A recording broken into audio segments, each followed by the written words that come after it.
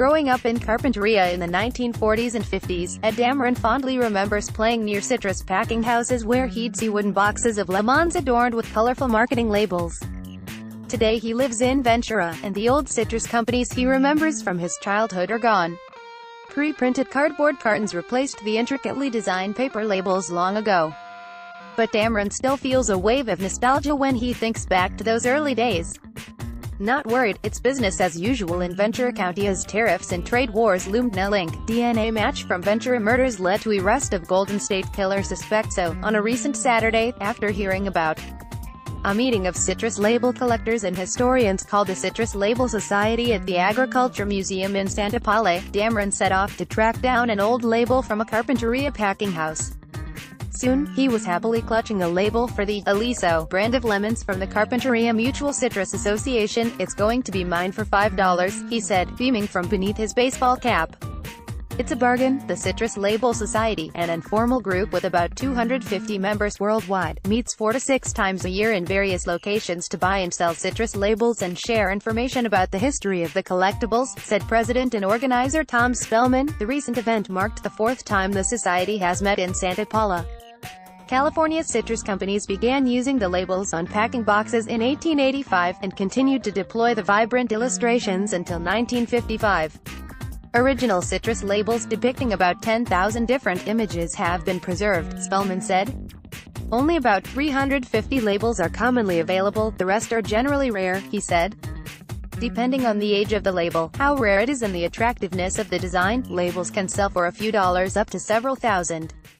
The labels incorporate a vast range of themes, from bucolic depictions of California landscapes, to historic buildings, mythological figures, transportation, beach scenes, and pin-up type art. They just represent the history of, not only California, but the history of the West, said Spellman. The kind of little posters and a historical significance. Most of the companies are gone. This marketing technique is long gone. It's really neat to be able to have something left from the industry that's tangible. You can use them as a decoration. You can use them as a collector's items. Jim Campos, who gave a presentation on citrus labels made by companies in Ventura and Santa Barbara counties, said the artifacts often mimicked social, technological and advertising trends from the time.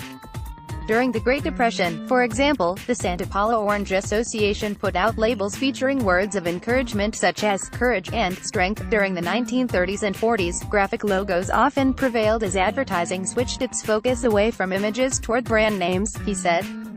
Colors on the labels also had meaning, Campos pointed out. Blue signaled top-quality produce, red medium quality, and greens and yellows the lowest quality fruit. There are coded messages on the labels, he said. Collector Gordon McClellan said he has more than 2,000 citrus labels, which he's been collecting since he worked in Orange County packing houses as a teenager. He's since written 3 books about the labels, and uses them to give talks at schools. "I can show the whole history of California in labels," he said, referencing label images of Native Americans and missions, through the gold rush and beyond.